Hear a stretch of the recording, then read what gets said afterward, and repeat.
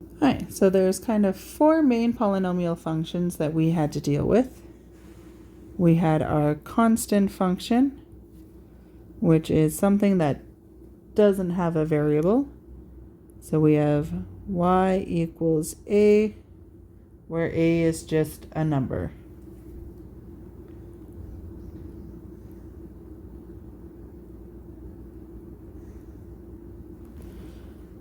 All right, then we had linear functions, y equals ax plus b, where a is not allowed to equal 0, because if I make this equal 0, the x disappears and I just have a constant function. Quadratic, this is now when we have an exponent 2.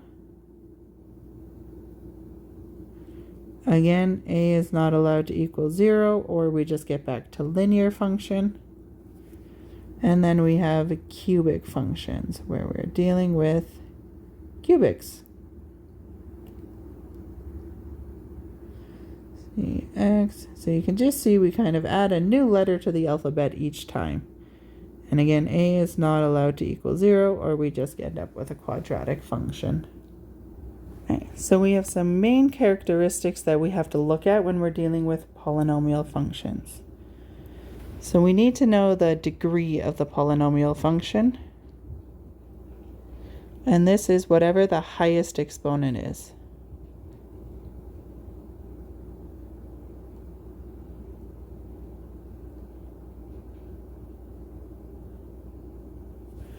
So if we look at cubic, the highest exponent is a 3, so it has degree 3.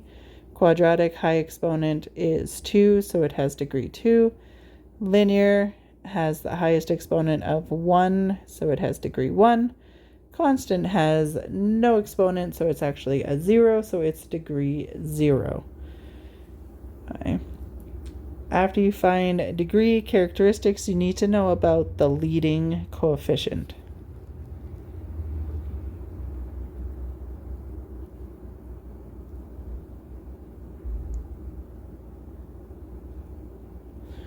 So your leading coefficient is always your a value in any of your standard forms.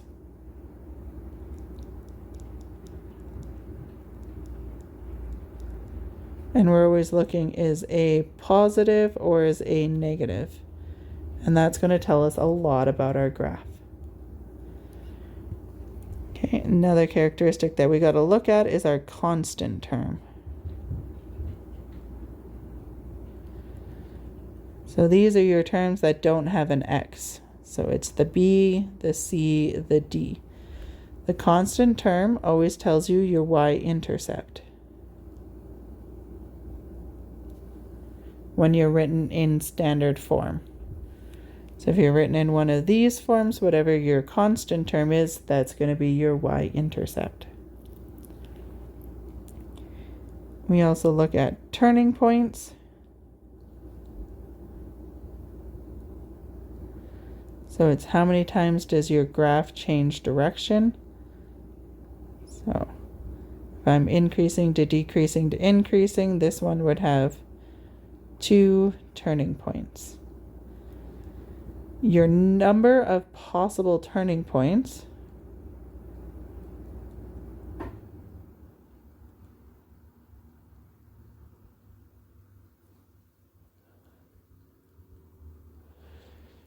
is your degree minus 1. So cubic has degree 3, 3 minus 1, I have 2 possible turning points. Quadratic has a degree 2, 2 minus 1 is 1, I have 1 possible turning point. All right. So these are kind of some characteristics that we need to look at when we're evaluating the equations and the graphs of polynomial functions. So we always kind of split polynomial functions into 2 types. Functions with even powers. So in this course, that is mainly your quadratic.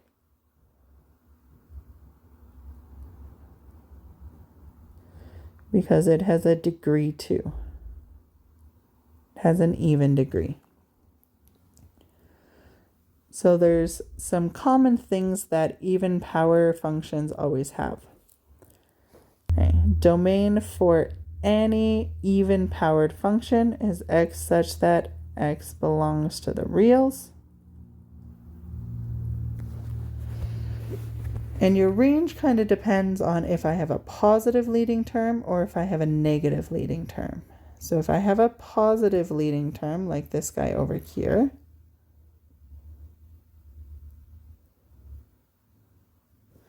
you can see that I have a minimum value and I need to be greater than that minimum value. So this would be y such that y is greater than or equal to whatever your min number is. And you can find that using your calculator. If I have a negative leading term,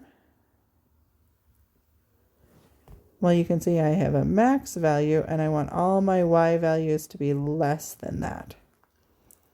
So I'd have y is less than or equal to my max number. Okay. If I'm talking about end behavior for these, again, we're going to have to look whether I have positive or negative. So end behavior. For your positive, you can see I go from quadrant 2 to quadrant 1.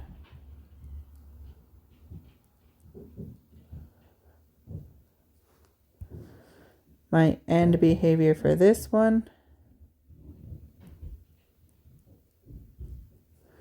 well, you can see I go from quadrant 3 to quadrant 4.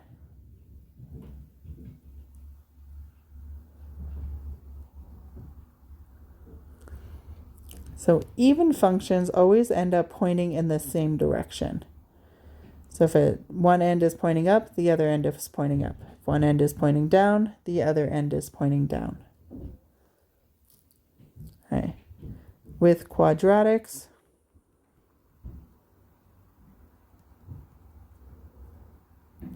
you can have your possible x-intercepts.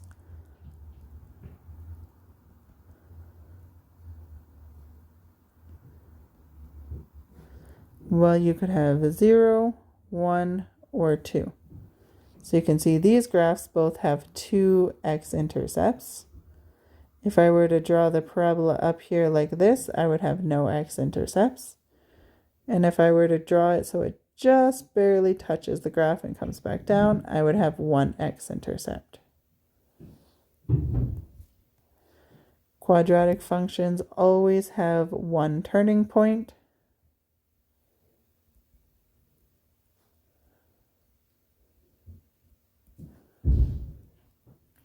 And remember, your y-intercept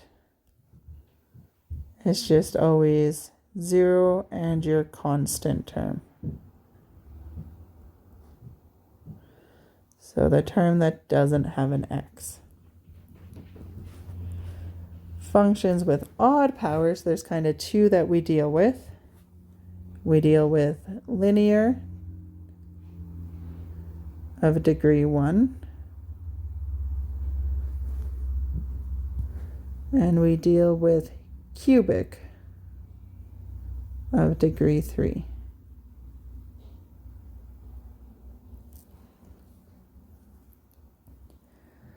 All right. It doesn't matter if we're linear or cubic.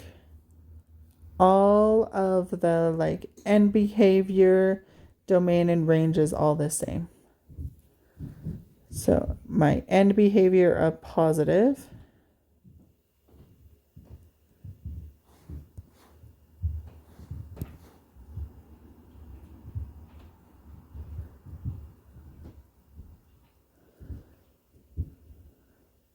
well, you can see I go from quadrant 3 to quadrant 1, and in cubic I go from quadrant 3 to quadrant 1.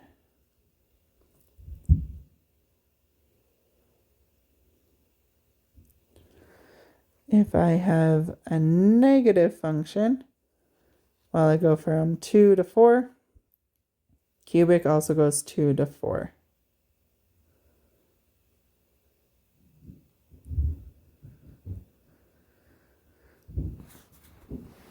So positive functions always pointed in the same direction, both pointing up, both pointing down. Odd functions point in opposite directions. They're odd. They go in opposite ways. Okay. If we're dealing with linear, my x int is always 1. There's one x int. So sorry, this is possible x ints. There's always 1. For my cubic, my possible x ints, I might have 1, I might have 2, I might have 3. So you can see these ones each have 3. I could have 1 if I shift this whole graph up, or I could have 2 if I cross, come down, touch, and then go up. But I always have to have 1, and that's because my graph is pointing in opposite directions. Your y-intercept doesn't matter if you're linear or quadratic.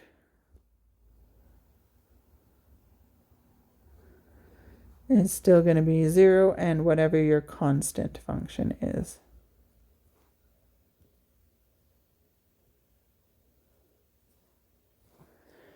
The other thing where you have to know your degree is your number of turning points. So linear functions, no turning points.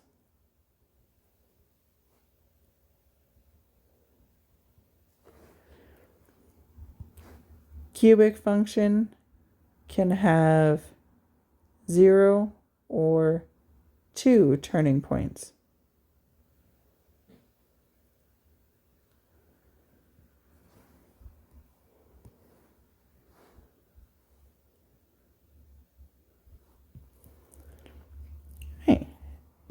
Domain doesn't matter if I'm linear or cubic, as long as I have an even power.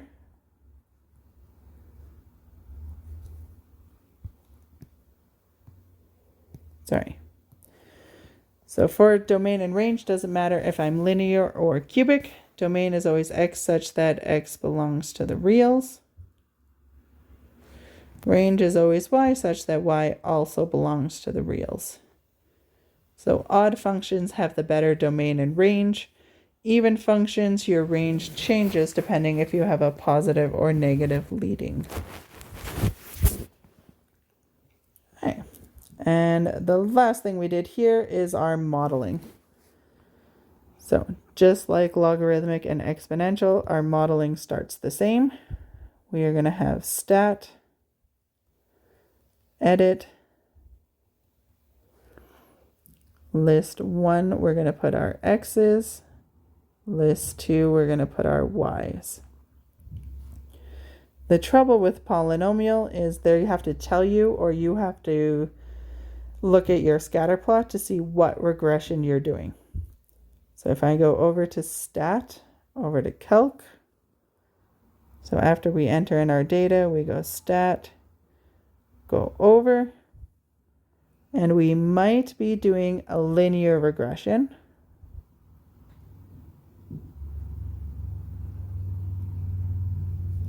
We might be doing a quadratic regression.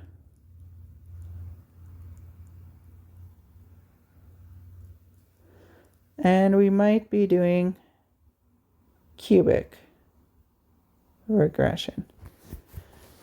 99% of the time, the diploma will tell you which one to use, so just read the question carefully. If it doesn't, then use your scatter plot to see which kind of graph you're using. Is it a straight line? You're using linear. Does it go down then up? You're quadratic. Does it go down then up then down? You're cubic. It all just kind of depends on the data they give you. All right. With these, again, just like our exponential and logarithmic, They can give you x and want you to find the y. And just like exponential and logarithmic, you're just going to go second, trace, value.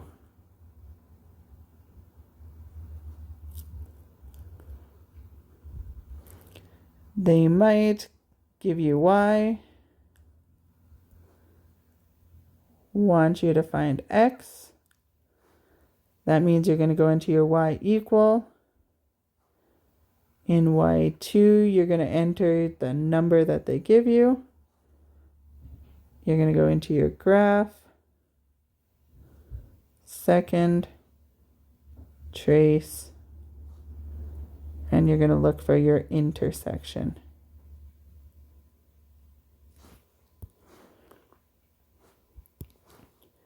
With polynomials, when you're dealing with quadratics,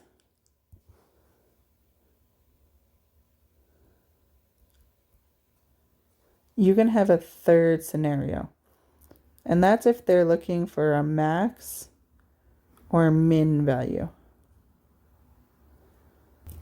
So if they want to know what is the max min,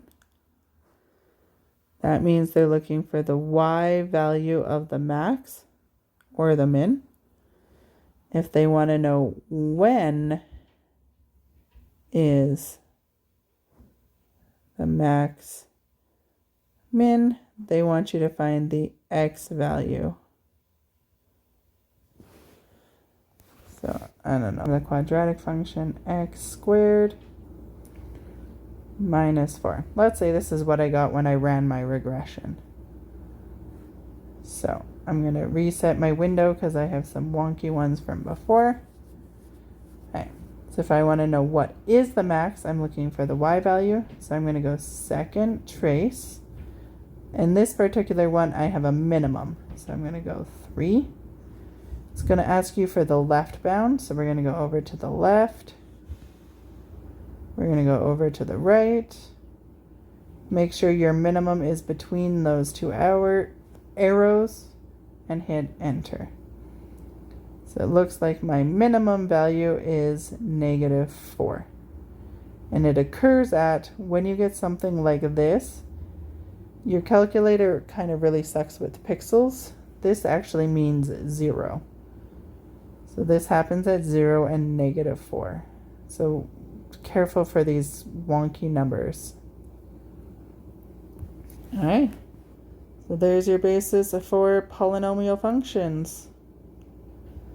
Again, there's kind of some stuff that you have to memorize, but you have your calculator. Graph everything. They give you an equation, graph it, and then answer the question.